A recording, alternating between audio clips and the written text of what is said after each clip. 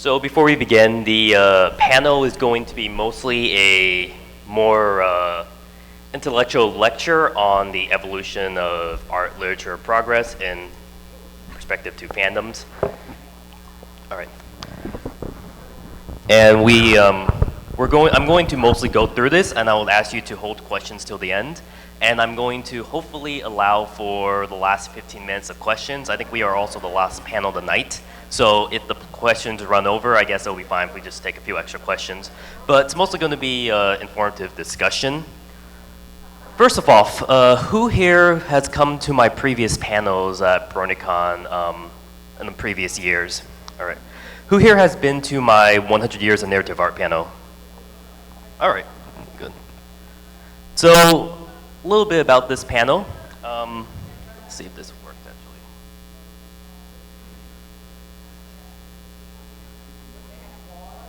There we go. All right. So for about 6 years, I think I did a panel called 100 Years of Narrative Art, where I looked at the evolution of art from the post-Victorian era to the modern day. And this was actually before the My Little Pony fandom came about. And I started doing this panel at science fiction conventions, anime cons, and comic cons. And I brought this panel over to pony conventions. And what's interesting was it's one of the few panels at a pony convention that wasn't specifically about ponies, but I did tie in a bit towards the end. And this was one of my personal favorite panels to do.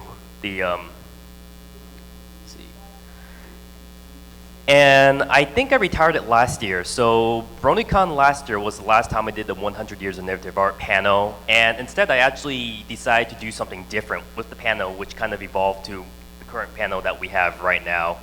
Unfortunately, last year, the panel wasn't completely recorded, so I'm going to give a little brief overview of last year's panel that I did before leading on to the main discussion topic of tonight. I'm going to go on to certain points of what I want to talk about, but depending on how much time we have, I might skip over some and allow you to ask some questions if you have any more specific queries about where I'm going to take things. But just to begin, you might know me as South Park Dallas in the fandom. I'm an artist. I'm also vending at the convention. So if you want to talk to me about anything that I bring up, be sure to visit my booth. My booth is 512 in the vendor hall. I also like to write a lot of academic books, and one of the books I just finished publishing was called The West Point in the West, which was the first book to track the history of military schools in the United States. And I'm also working on a book on fan conventions. If you want to see any previews of my books, feel free to stop by my booth.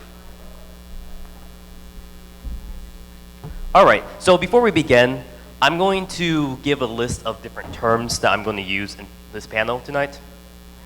Because some of the terms that I might use may vary depending on who uses them, I'm going to give you my specific definitions.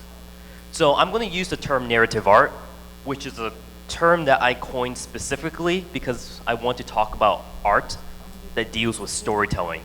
And I want to focus on the narrative arts. So not artwork that is more aesthetic, like music or painting or sculptures, or artwork that is more focused on gameplay, like a video game. So when I talk about narrative art, I'm going to be focusing specifically on modern novels, film, comics, television, and visual novels. So these are going to be the art forms I'm going to talk about, while many other categories might fall under, I guess, narrative art. Other mediums might fall under this term. I'm going to specifically focus on those 5. I'm going to use the term media and medium interchangeably.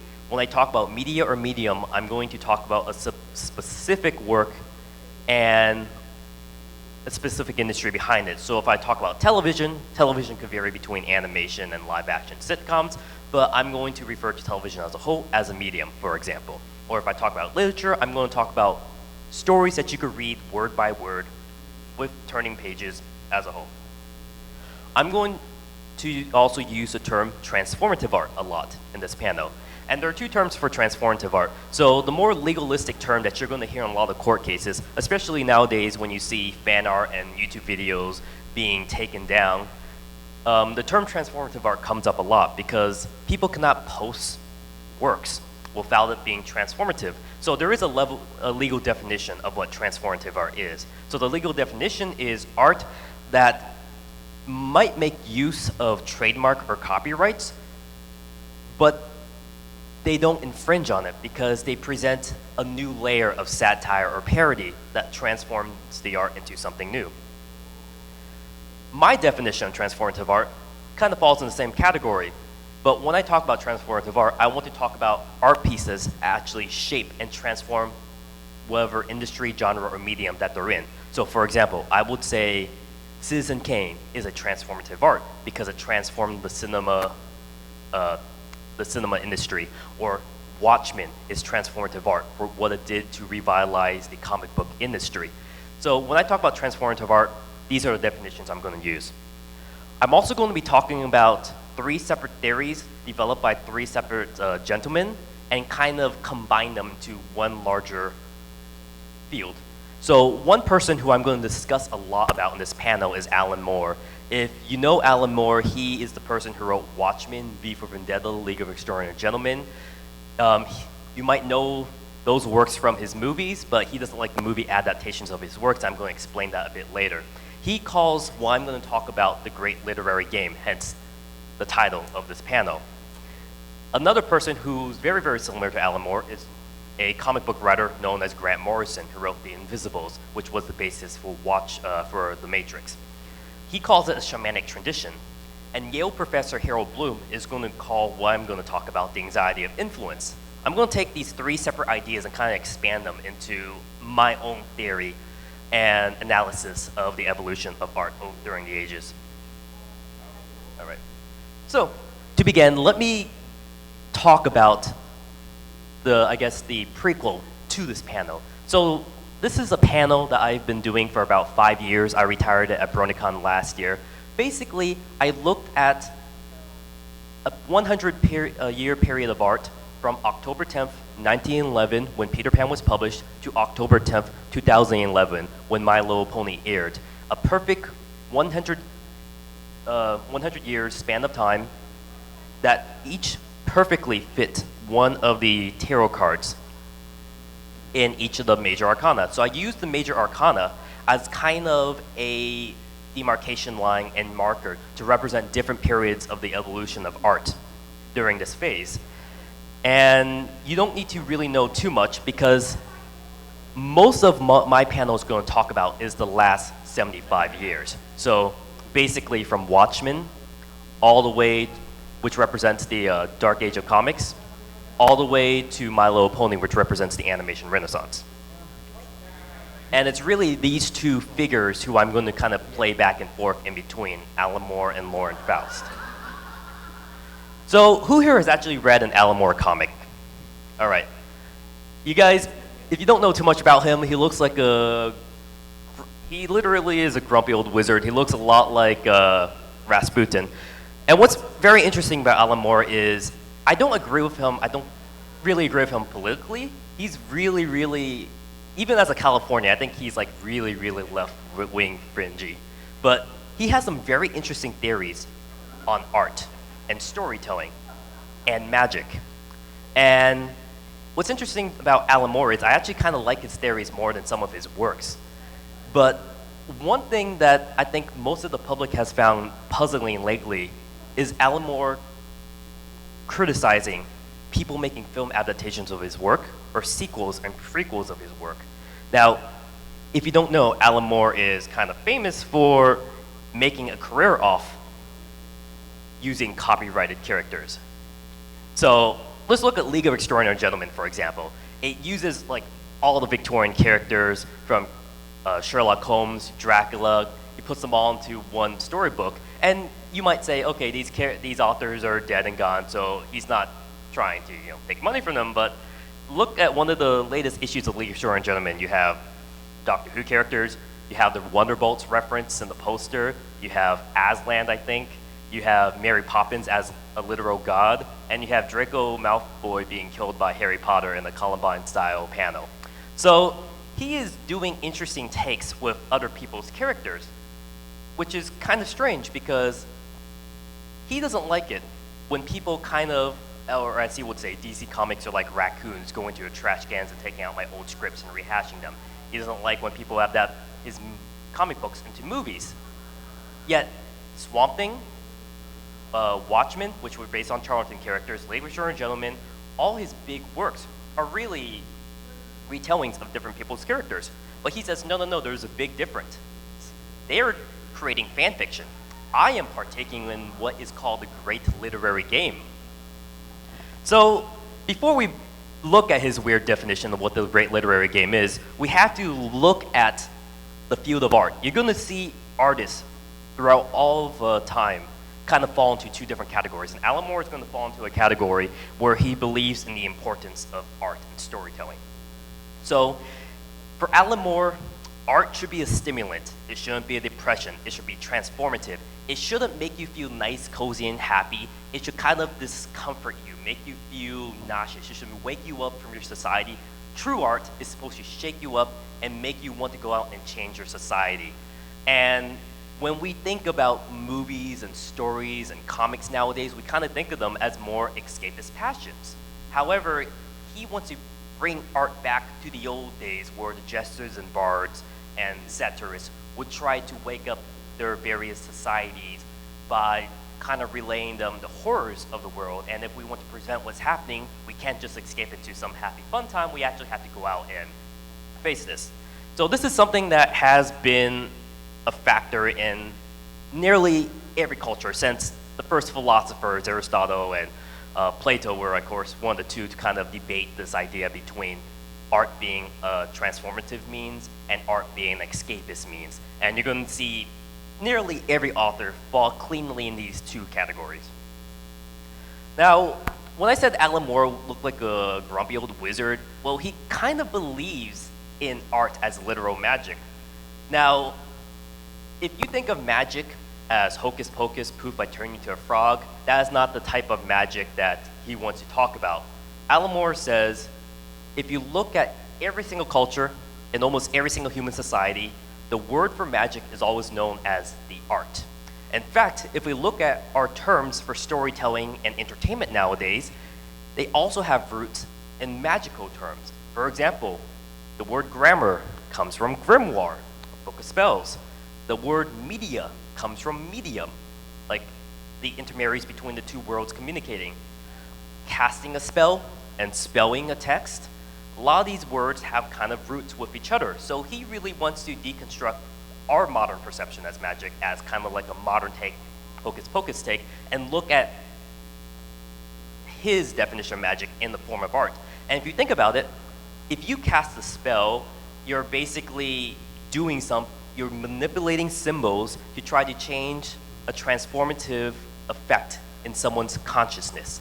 And when you write a book, you're literally changing symbols, you're casting a spell, and when that person reads the specific words and text that you wrote, it can influence their mind, thus transform their mind.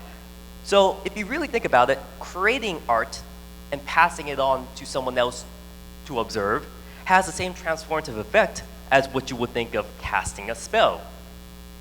Both are manipulations of symbols, both have a purpose in changing the consciousness of the human mind. And what's interesting is, just a side note, the card that represents magic, the star card in tarot, look at the star symbol there. Does it look like some specific pony's cutie mark? All right. So, to be fair, I'm going to keep on going back to Alan Moore because that's the person who kind of inspired me, but I want to also give a counterpoint. So, what's strange in the comic book industry is there's not just one British comic book writer who in the 80s and 90s kind of reinvented the comic book industry and both believe that they are literal magicians. There are actually two of them. One of them is named Alan Moore and one of them is named Grant Morrison. They also have, you notice they have Moore in their name. It's interesting. Of course, you might notice one of them looks like Baltimore and one of them looks like Dumbledore. So maybe there's a reason why they don't specifically like each other. It's interesting because they both agree in the exact same terms. They believe in the importance of magic. They believe in the importance of artists treating the craft as if it was magic. They believe in the importance of storytelling and passing down stories from generation to generation. But, of course, one of them has a beard, one of them is bald. But they also fall into different categories within these things. For example, Alan Moore is very, very vocal against the comic book industry. He does not want to be a part of the comic book industry. He wants to be more indie, while Grant Morrison has since become the man and is now the person who the comic book industry always goes to, both DC and Marvel. Alan Moore doesn't like the idea of fanboy creators. He says it's poison when fans of the Silver Age decide to rewrite the same Green Lantern stories they liked, which caused what we now know as the Bronze Age, which is just basically repeating the exact same things in the comic book industry. Grant Morrison says, no, that's good, that's good. Each generation should have their own version of like the Green Lantern and Superman retold over and over again. Alan Moore believes, like, if you watched or read V for Vendetta, he believes the purpose of anarchists like himself is to cause a lot of destruction and clear the slate for new artists to build on top of. Grant Morrison believes, no, we should revitalize and reboot these stories over and over and over again. So you kind of see a division. They both believe in art as magic. They're both British crazy people, but they both kind of fall into two different categories. Now, what's interesting about both of them are that they're comic book writers. And we kind of look at what comic books are. They're a union between writing, physical text, and visual images. Look at that picture that we have in the middle of the screen. That is one of the first proof of creativity in humanity. That is not only a picture of an ox, that is also our first word for ox. Our first drawings were our first languages, and our first languages and art were created by shamans who were probably high on mushrooms deep in the caves, drawing on the walls, thinking if they could draw a woolly mammoth, it would attract them to a woolly mammoth. Over time, text became more and more abstract. Text became more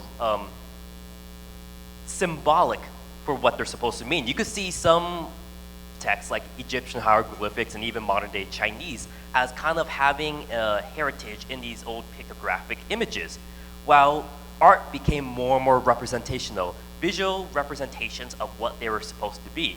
It wasn't until really the 19th and 20th century we started seeing more and more abstract art, while text and literature became more and more representational of the real world.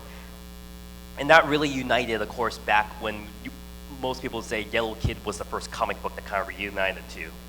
But this is something I'll talk about at a comic book convention, but we're at a pony convention. So let's talk about more magic. So what's interesting is both Alan Moore and Grant Morrison kind of believes this tradition evolves from the old storytellers, the old shamans, who would tell a story to the entire tribe. They were the most important people of their society and tribe. They will tell a story that has important morals and consequences and train a new shaman to pass down this story to the next generation. Over time, the shaman would kind of tweak the story a bit to their own liking, and you would see generations of shamans passing down stories over and over and over again, each time changing it. So for example, you might have a Greek storyteller who loves the story of Jason the Argonauts, and he thinks, wouldn't it be awesome if Perseus and Hercules was on the same boat with Jason? And he would add his favorite characters into that story, or it's like, hey, these two background characters are cool, but why didn't my master tell me more about them? I'm going to give these characters a bigger role, thus creating his own headcanon into it. Or he might say, these two characters are cool, but why aren't they, like, married? Thus the first shipping. So you kind of see fan fiction is part of our storytelling heritage. Our stories that we know today, our Greek myths, Egyptian myths, any myth that we have today is really a fan fiction that's been passed down that became fan fiction of a fan fiction of a fan fiction of a fan fiction.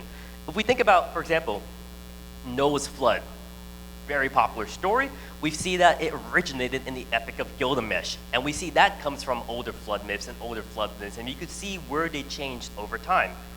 Now, this is important because while Grant Morrison kind of keeps it at that, just the shamanic cavemans, Alan Moore takes this idea to the more modern world. So Alan Moore is now really known for partaking in Lovecraftian stories. And he says, no, I'm not writing fan fiction of Lovecraft. That's been done to death. I am partaking in the great literary game that Lovecraft continued. So what is this great literary game? Well, let me use this as an example. Since we are in Baltimore, let's use this great sage of Baltimore, Edgar Allan Poe, to kind of lay the track of what Alan Moore might be talking about.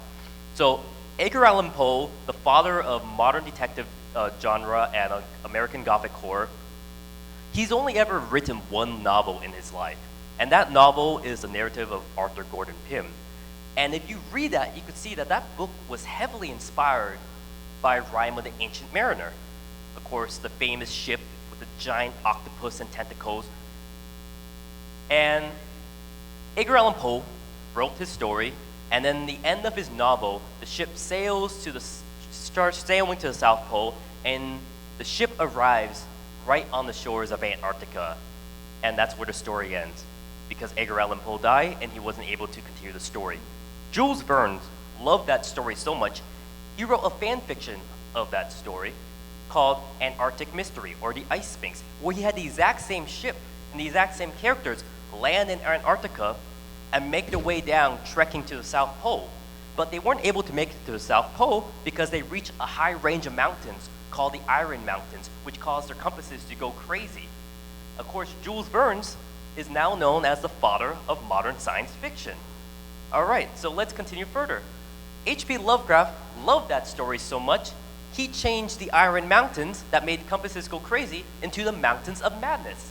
And he even brought back the same tentacle-like monsters from the Rime of the Ancient Mariner into his story. And of course, since then, everyone has been partaking in the Lovecraft mythos. Almost everyone has. So this is what he's talking about, the Great Larry Game. It's not just simply fan fiction of someone's work.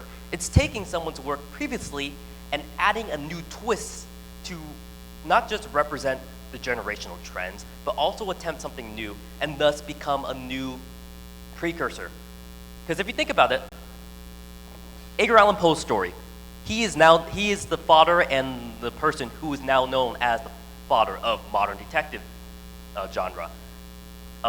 Jules Verne's science fiction, H.P. Lovecraft's cosmic horror, Alan Moore reinvented the comic book industry. Each of these men, their most important work was really working within someone else's world and adding something completely new.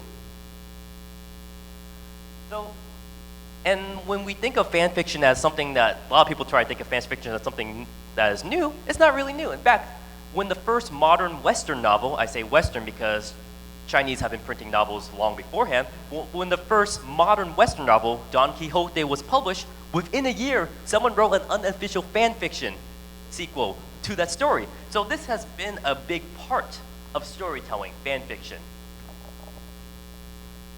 Right.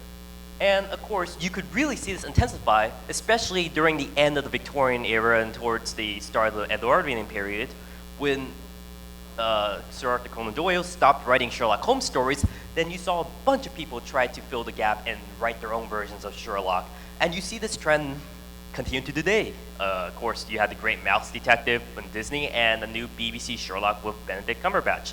So this is something that we like to try to think as modern fan fiction and retelling, but it's something that's always been around. And in fact, once society has had access to cheaply published material, once anyone could self-publish their own stories, we all of a sudden saw a rise of Tijuana Bibles. And Tijuana Bibles are these short little 8-page comics that take popular movie stars of the time, like Humphrey Bogart, or popular cartoon characters of the time, like Popeye or Betty Boop, and they would write their own little 8-page comics. What's strange is 90% of these comics were all not safe for work, involving these characters mostly doing lewd sexual acts with each other. So when a lot of people say, oh, it's the modern fandoms that try to make everything not safe for work. No, when the first fan fiction writers decided to draw their own comics, 90% of it was all not safe for work stuff. In fact, shipping, our idea of shipping really took place, especially the Star Trek fandom was the one that popularized the term shipping, taking two characters that you won't think go together cannily in the show and kind of introducing them together. And of course, this tradition continued to Japan, where it kind of, the Tijuana Bible kind of has a new tradition as Dondinshi, self-published comics, which again, 99% yaoi and yuri. And again, if you know Comic-Con is the largest convention of any type in the world. It's 3 times larger than San Diego Comic-Con and held twice a year. Comic-Con is basically one giant artist alley. Nope, very, very few professionals, but it's one giant artist alley where everyone's selling their own little comics of copyrighted franchise characters and retelling them in their own way. So what happened? Why is it that there was a big boom? If you really look at it in the past, there was a big interplay with people being allowed to tell all these different, use all these copyrighted franchise characters and retell them in their own way. And all of a sudden, now, like for example, I'm an artist who draws within different fandoms. I might have to be careful in case Hasbro puts down a ban hammer. So when did this happen? Well, who here knows about the Air Pirates and Denny O'Neil? Well, what's very interesting is back in the 70s, there was a group of comic book writers, indie comic book artists in San Francisco called the Air Pirates. They're led by comic book writer Denny O'Neil. Now, the Air Pirates wanted to take the most representational icon of America, Mickey Mouse, and kind of deconstruct it because Mickey Mouse represents America as much as Coca-Cola or McDonald's does. And they wanted to take Mickey Mouse and kind of do their own take on it. So they wrote a series of comics called the Air Pirates, in which Mickey and Minnie and all their friends would be running drugs over the border, snorting cocaine, and again, doing lewd sexual acts. And they thought, yes, we are being really innovative and avant-garde. We're going to really get Disney all riled up. What happened? Disney did nothing. They didn't even take notice. And they got a bit sad. They're like, oh, we thought we were actually changing the world. So it so happens Denny O'Neil actually knew the son of a Disney board member. And so he said, okay, for the next Disney board meeting, why don't you put a copy of the Air Pirates on every single seat? And that's what they did. And the story goes, when the Disney board members got into the boardroom, picked up the comic, they all vomited right there on the spot. All right?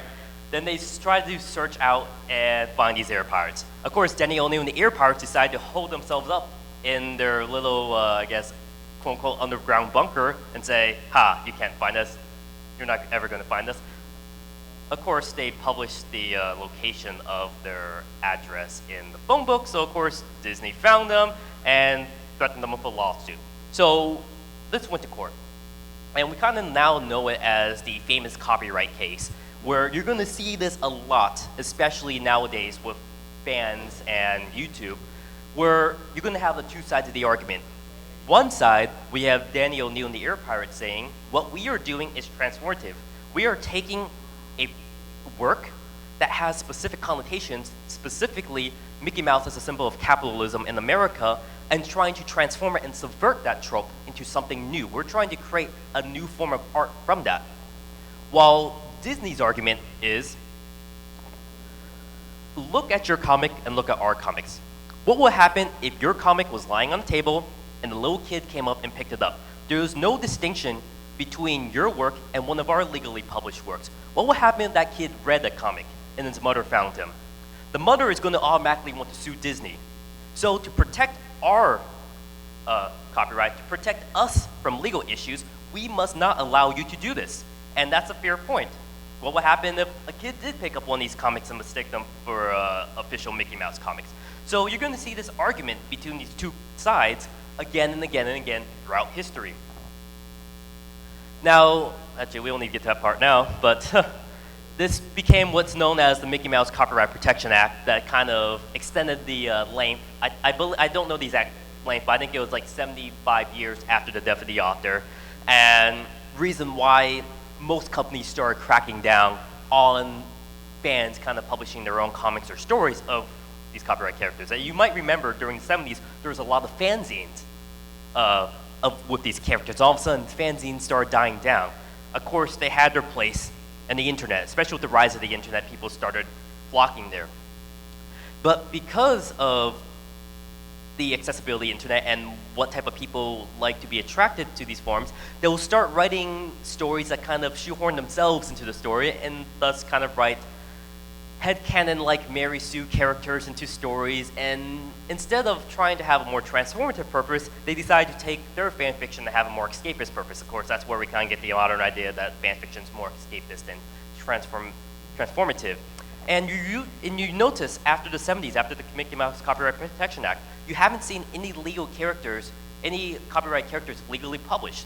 In fact, the only real success stories from the fringes of the internet are a Twilight fan fiction that became 50 Shades of Grey after they changed the characters, and a Harry Potter fan fiction, which became Immortal Instruments.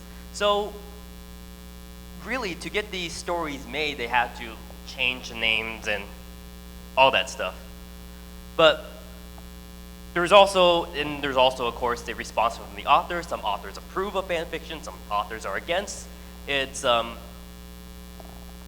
really depends. Some of them have different opinions on it. It's something that we don't really need to get into at the moment.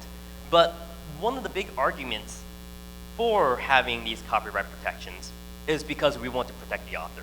This is their bread and money. This is something that they created. This is their baby. This is what they want protected.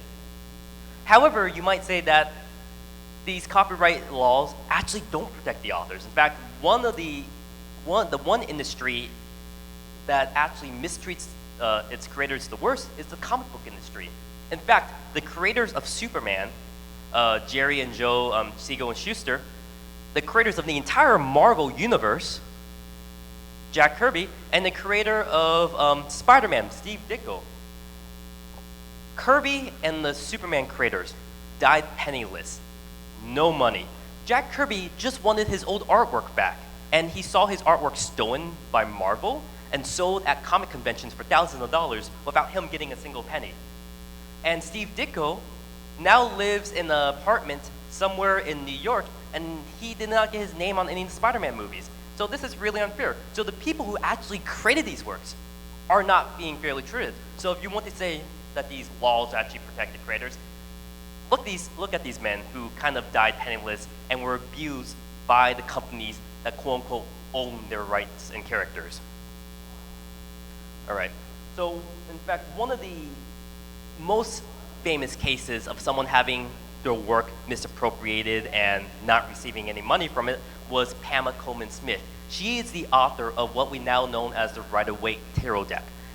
You might not, if you know anything about tarot, more often than not, every single tarot deck you see in the store, every single tarot deck you see online or in books is based off her deck. The symbolism that she created is the symbolism that has been transmutated to nearly every single tarot deck that we have today. Of course, she did not get any rights to any of her works as well. So Alan Moore would kind of argue for the side of Pamela Coleman Smith. He would argue Alan Moore always sticks up for the creators of Superman. He sticks up for Jack Kirby. And even though he's politically on the opposite side of Steve Ditko, and he still supports Steve Ditko and does not like the fact that they're being miscreated. Of course, Alan Moore's evil arch nemesis, Grant Morrison, would have another opinion about this. He says, no, the Superman creators weren't 17-year-old boys who were mistreated out of their contract. They were 20-year-olds who just didn't read their contract correctly.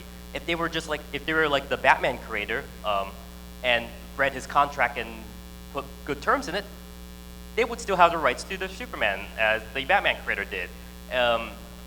So it's interesting because Alan Moore, you might think as more abstract and idealist, but in reality, he really cares for the flesh and blood creator.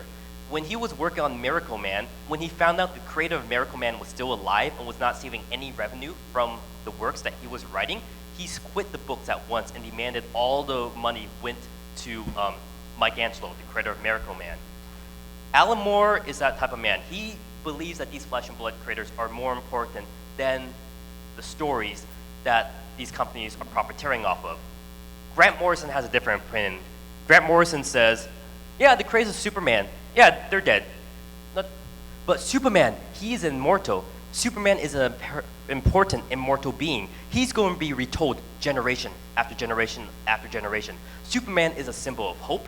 He's a symbol of justice. He's something every generation needs. He's going to live in the minds of everyone. Even after we're long dead, he's going to relive and be retold in books, movies, and film. So Alan Moore is going to defend, Grant Morrison would more or less defend the idea that these creators, these characters that have been created are kind of more important in a sense because these are immortal ideas that cannot be destroyed. but must be preserved because these are what generations need to be inspired. And you could kind of argue for both sides. If you read Grant Morrison's book, Super Gods, it's very interesting because Grant Morrison has a really, really love-hate relationship with Alan Moore. Alan Moore doesn't even know Grant Morrison. He's like, oh, is that the one nerd who came up to me one Comic-Con? I don't know. But Grant Morrison would kind of think of himself as Alan Moore's equal and rival. And always, if you look at Grant Morrison's works, they seem to be always counterpoint to whatever Alan Moore is publishing. And if you read his book, Super Gods, he actually has one chapter dedicated to how much he hates Watchmen. And actually, the first 13 pages is his deconstruction of the first panel of how much he hates Watchmen. It's kind of interesting that he kind of positioned himself as an enemy of Alan Moore. Yeah, Alan Moore does kind of just, I don't really know who you are. But if you have a chance to read Super Gods, it is a good read. It does talk a bit about his theories, and I don't want to pay him as a bad guy, but if you want to read his book, it presents his theories from his perspective. But let's talk about the idea that Alan Moore doesn't like repeating stories over and over again. He's kind of known for ushering the dark age of comics, but he thinks he had an important purpose. So while Grant Morrison would say, yes, Superman's important, each generation needs a Superman, we need to retell Superman over and over and over and over again, Alan Moore is like, no, you need to tell something new.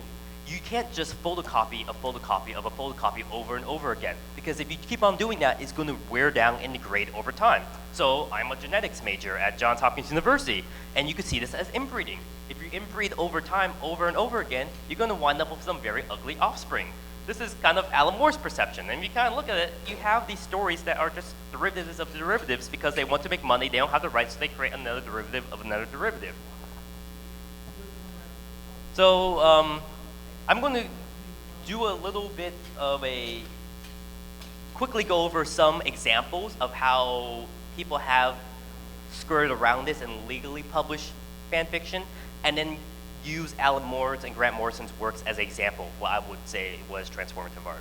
So one of the first forms we could look at are parallel or alternative retelling. So Wicked is a good example where you tell a story from the perspective of the Wicked Witch of the West. She's not really a bad character. She's more of a good guy in a sense. Or if you read a Russian novel called The Last Ring Bearer, it presents the orcs of Mordor as poor and third world nations just trying to industrialize and revitalize their economy, while the evil Gandalf and the humans are imperialists who are trying to take over these poor orcs. It wasn't legally published in America because they were sued by the Tolkien state, but it was published in Russia. But these are kind of ideas how people try to skirt around publishing fan fiction. You also have modern retellings of different stories. Of course, the BBC Sherlock is a good example of this. You also have analogs. So if you can't use specific characters, you create analogs to different characters. I've done that by itself in the past. Alan Moore did that when he tried to use the Charlton characters for Watchmen, but was told by DC he couldn't. He decided to create his own versions of the Charlton characters. Of course, we have reboots. We have mashups. We have my personal favorite, crossovers. So I kept on talking about transformative art a lot in this panel. So let's kind of look down at two court cases, which we could kind of use as guidelines for how to create transformative art. Who here is actually a fan fiction writer? All right. Who here does fan art? All right. So this might be important for you if you want to try to legally publish your work. So who here has read Catcher in the Rye? Who here has read Coming Through the Rye? All right. So Catcher in the Rye, of course, very innovative story for its time. Coming Through the Rye, most people have not heard about it. So Coming Through the Rye was an unofficial sequel to Catcher in the Rye, which retells the story of Catcher in the Rye, but just 60 years later. So the main character of Catcher in the Rye is just an older man just going through the exact same journey. It didn't add anything new. It didn't add anything inventive. It just told the exact same story, but hey, the main character is an old man. So the US courts decided that this was not allowed to be published because it wasn't transformative It was, as they called it, harmless nonsense, because it just aped off the success of a previously existing work. Who here has read Gone with the Wind? All right. Who here has read Wind Done Gone? All right. Well, Wind Done Gone was a sequel to Gone with the Wind, again, unofficial. And it was taken to court because the people who owned the rights to Gone with the Wind tried to sue them for copyright infringement. Well, when it went to court, they actually found something unique with the book. So Gone with the Wind is an interesting book because it tells the perspective of upper-class white people in the Civil War era South. And then you have a story, Wind Done Gone, which retells the exact same story, but from the perspective of a black handmaiden. So when you have a story which originally existed to showcase perspectives from a white upper-class society, now being told from the lens of a slave in the minority class, you now have a different take on how the story is supposed to look.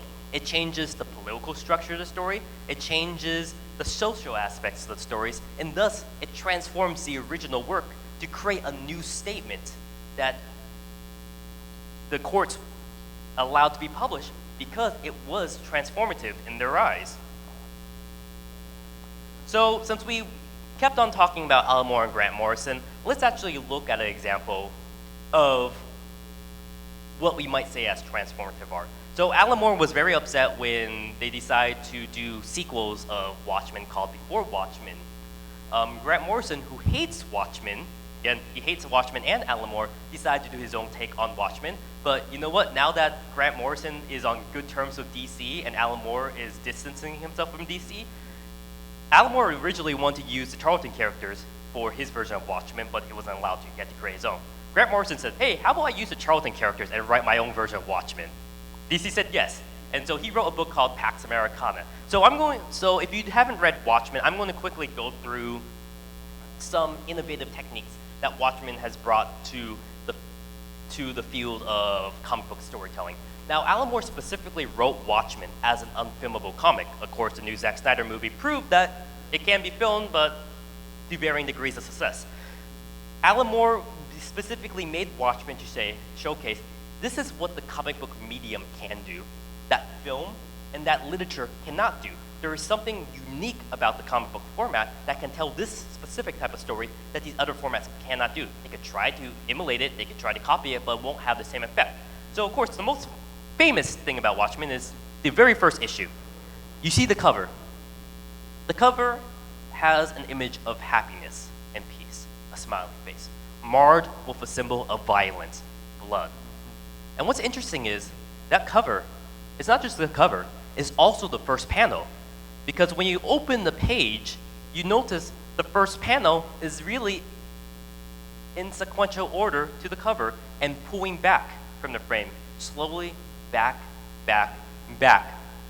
What's also interesting is the dialogue, the Rorschach journal that's being written, is talking about how much Rorschach sees human society, how it's filth draining to a gutter. He's talking about something in an entirely different context, yet the images you see is filth draining into the gutter. He is pairing words that have one meaning with images from another meaning, now having dual symbolism within the context of the work. And also, what's one thing that a lot of people miss with Watchmen is the first panel is also the last panel. They mirror each other. So if you look at the first issue of Watchmen, the very last issue of Watchmen, you see the exact same motif being carried on. It starts on a smiley face with blood, it ends with a smiley face with a ketchup stain that looks like blood. He also tried to play with the comic book medium in various ways, making use of the symmetry of the format. And of course, some of the favorite stuff that I didn't even realize, like when I was reading Watchmen, I actually hated the story. It wasn't until I read Grant Morrison's critique of Watchmen, of how much he hated Watchmen, how much he deconstructed Watchmen bit by bit, that made me realize how much Watchmen was actually pretty ingenious. I didn't realize that the dialogue had a certain effect within the frame of the story. So for example, you have two storylines happening at the same time. You have Dr. Manhattan's interview in front of a TV studio, and then you have two former superheroes walking through an alley and accidentally stumbling upon a gang that wants to kill them. So, for example, you have this panel where the interviewer asks Doc, if the Reds appear to act up in Afghanistan, will you be prepared to enter hostilities? However, the rest of the sentence, will you be prepared to enter hostilities, is now in the frame of the second story. So this is dialogue that belongs to the first story, but it's now in the panel of the second story. And we see the characters in the second story having to be prepared to enter into hostilities. Then you have this frame where the interviewer says, okay, let's try and keep it snappy. But let's try and keep it snappy is in the second story where you have the main characters now snapping the arms of the vigilants and the gang members. Then the interviewer says, I believe it was quite sudden and painful. He's referring to Dr. Manhattan's friend who died of cancer. However, in the second story, the fight is now quite sudden and painful. So that's some of the interesting things that Watchmen brought to the picture. And before Watchmen, a lot of people say it was just a cash grab to make money off the Watchmen name and never lived up to the success. So I'm going to be very, very fair to Before Watchmen. And in fact, I feel bad because when I did this panel at Everfree Northwest, I decided to use Darwin Cook's take on Before Watchmen as an example. Darwin Cook is one of the greatest comic book writers and artists of our time. If you haven't read any of his stories, check them out. His art harkens back to the olden age of superheroes. Darwin Cook is the best of them. That's why I'm using him as an example. I don't want to look at Before Watchmen and pick the worst of the bunch and use it as a comparison. I'm going to look at Before Watchmen and pick the very, very best series, Minutemen, done by Darwin Cook. Sadly, the day after I gave this panel at Everfree Northwest, Darwin Cook passed away. So I'm not trying to talk about him in context of his impact on the comic industry and ruin his name and memory, but I do want to showcase that as good as Darwin Cook was, he didn't really understand Watchmen to the point where someone like Grant Morrison understood it. And despite his best attempts, kind of fell flat to creating the same transformative techniques that Watchmen brought up. So for example, we look at the first issue Before Watchmen. The opening pages tries to do Watchmen type styles, pulling back, having a circular motif. He does things, he divides up the pages into different panels, which is something that was done in Watchmen, but he didn't have a purpose for it. He did it because Watchmen did it. It doesn't serve a purpose in the story, it just kind of actually ruins the image itself. And he has a 9-panel grid. He only uses a 9-panel grid because Watchmen had a 9-panel grid. Alan Moore used a 9-panel grid because he was trying to harken back to the Steve Ditko style of storytelling. So it didn't really achieve, it was a beautiful crafted story. The story was brilliantly written, beautifully drawn, but it just didn't reach the same level of narrative technique that Watchmen tried. So let's look at Grant Morrison, the guy who actually hates Watchmen and wants to see himself as better than Alan Moore. He strangely understands Watchmen better than Darwin Cook. In fact, Pax Americana, which is supposed to be his take on Watchmen, tends up to be a brilliant transformative piece on what Watchmen is. The cover is a peace symbol, a symbol of happiness. On fire, a symbol of violence. Notice the cover leads into the first panel, a peace flag on fire. You pull back and pull back. And what's interesting is he's not using a 9-panel grid. Alan Moore used 9-panel grid because he wanted to reference Steve Ditko, the creator of Spider-Man, who created the character called The Question. The Question is what Rorschach is based on. So he made use of the 9-panel grid to represent Steve Ditko's objectivist, libertarian, and Randian beliefs. Grant Morrison decided to do something else. Like, what would Ayn Rand objectivism be in the modern day context? He decided it would be spiral dynamics. The idea that humanity is a prism of different colors. In fact, he decided to think of all of us, everything from our tables to our thoughts, as being in the same sphere and being in a quote-unquote larger multiverse. If you think about the most solid item like this table, break down an atom, break down the atom, it's nothing but vibration. Those quarks is basically nothing but vibrations. This is nothing but vibrations. Our thoughts, nothing but vibrations, different wavelengths. Because we could vibrate, so for example, if you read Grant Morrison's Multiversity series, he kind of touches upon it, how the DC Flash is able to move to different multiverses because he's able to vibrate these frequencies to a different frequency of a different universe and thus phase into different universes. And I don't think Grant Morrison knows this, but I actually looked at an ancient Greek theory called the harmony of spheres, in which they theorized everything in the universe is basically one giant song where everything goes as own harmony. Literally, the Greeks believed the elements were elements of harmony. So Grant Morrison kind of takes this idea separately and decides, hey, if everything's nothing but vibrations and we want to move to the multiverse, then why don't I represent this by the octave harmonics, the musical scale, and thus it's divided into 8. 8 has double meaning now. It represents the octave harmonics, the vibrational frequency of trying to tell an alternative story in a different multiverse, and the 8 dynamics of spiral dynamics. And what's also interesting is, if you look, the 8 motif is now reflected. The peace flag is now in the shape of a figure 8. The blood dripping over the S on the presidential seal becomes a figure 8. The president's ring has an infinity symbol, which is the figure 8. So the figure 8 is also tied with the infinity symbol. Now, remember in Watchmen, the first and last panel of the comic mirrored each other? Look at this. The very first page, a peace flag on fire, but the peace flag is in the shape of an 8. The very last panel is a superhero domino mask being held up, but it's bent like an 8 shape. And you have this idea where actually the peace flag on fire is actually the last part of the story, while the superhero mask is actually the first part of the story. So it's one giant Mobius strip that's looping back on each other. That's what Watchmen was about. The very last page of Watchmen was the character picking up Rorschach's journal and reading it back to the beginning. He's doing the exact same there. As much as he hates Watchmen, he seems to understand it a lot more than a lot of other people. So now he created a transformative piece. He also is trying to play around with the idea of different symmetries within the pieces. Playing around, this is a beautiful piece. It's actually 3 different stories taking place within the same frame, and you can tell the difference between the stories based on the time of day that they're taking place in.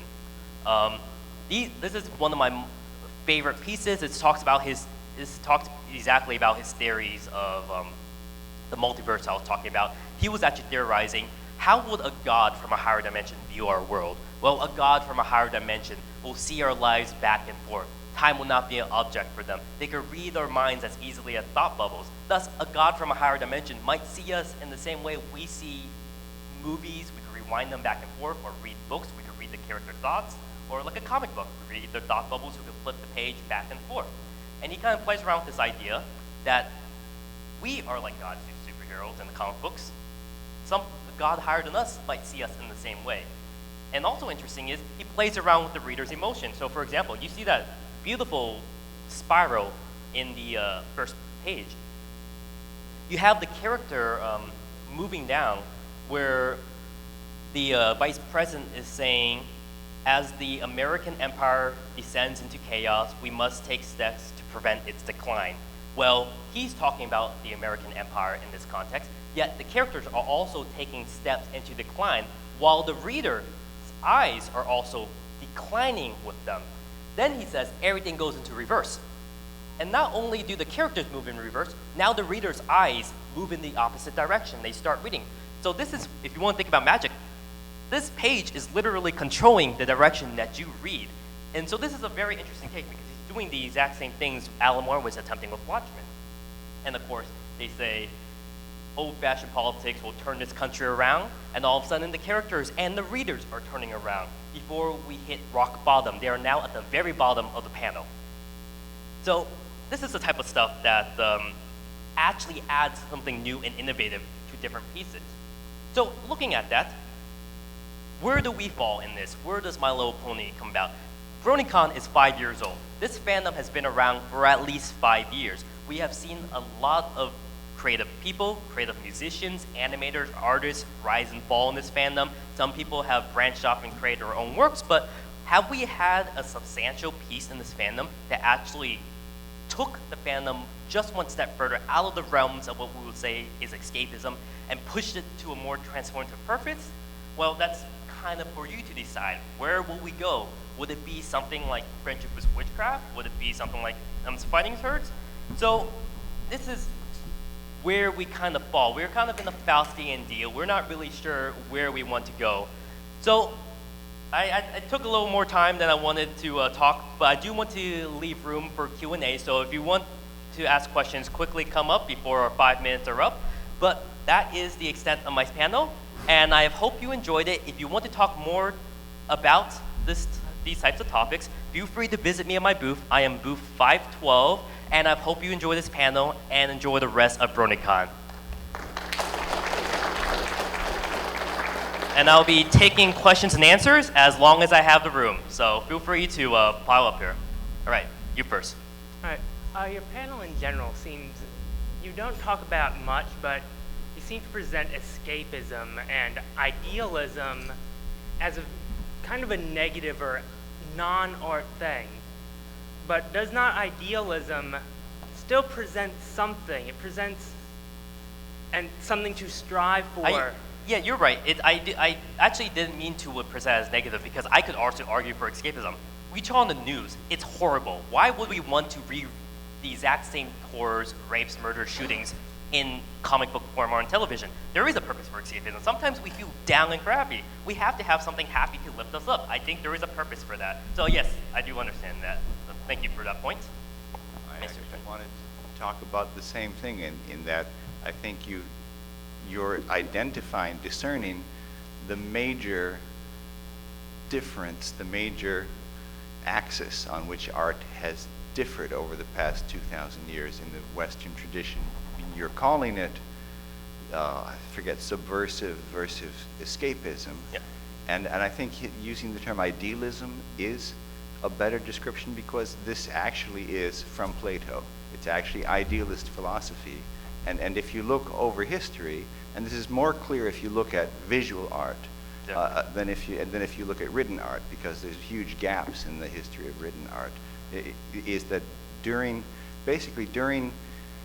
totalitarian regimes, like the Catholic Church during the Middle Ages, you have art that is idealist, that is upholding certain ideals, that is setting down moral standards, that is answering questions rather than asking questions. And you do see a change. I'm trying to speed it up because we have a long people to go to. But yes, actually, when I do this panel at different cons, I do add a little bit more elements. So for example, I talk about, if you look at when art is kind of treated at the same level as science and technology, where art is a respectable form, you have periods of high culture. So you have renaissances and golden eras. When you see art treated as just a product that's there just kind of as mindless entertainment, you have dark ages and you have like industrial ages. So there is kind of an interplay. If you, it's not mindless.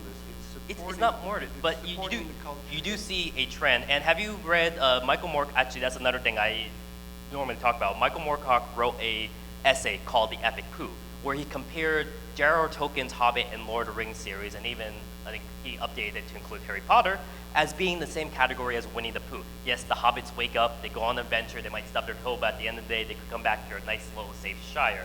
And he kind of says there is a division between that, but again, it's going to get into a long discussion, which this panel normally takes 2 hours and we need to speed it up, but sorry about that. Yeah, I understand what you're talking about. I mean, I would call the... I'm sorry, but I want to take the next question. Yep, and keep your questions brief because I don't want to keep the staff waiting past their time, so. Yeah, so mine's too long.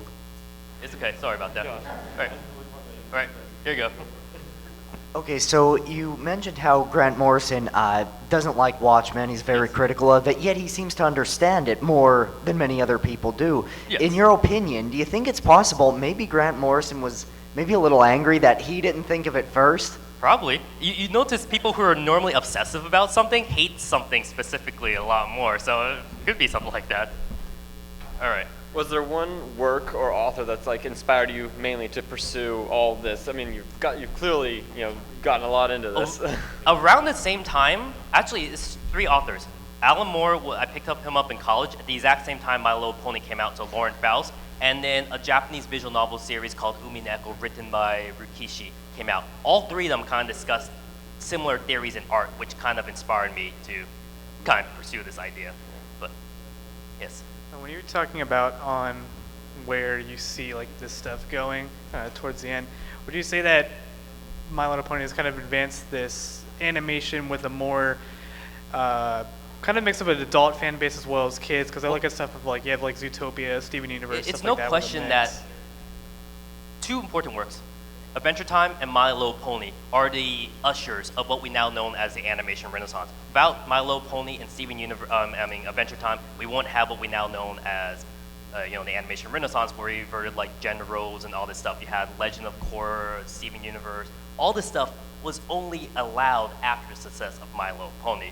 But yes, I would say My Little Pony kind of did usher. That's why I used them as a marking point in this specific era.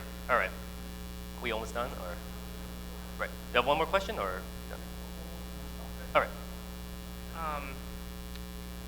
Again, one of the nihil nove sub soli, nothing new under the sun. Yes. What do you draw the line as something just being derivative and something really transforming? Where is that? That seems It's very very hard. muddy. It's more subjective because technically everything is derivative.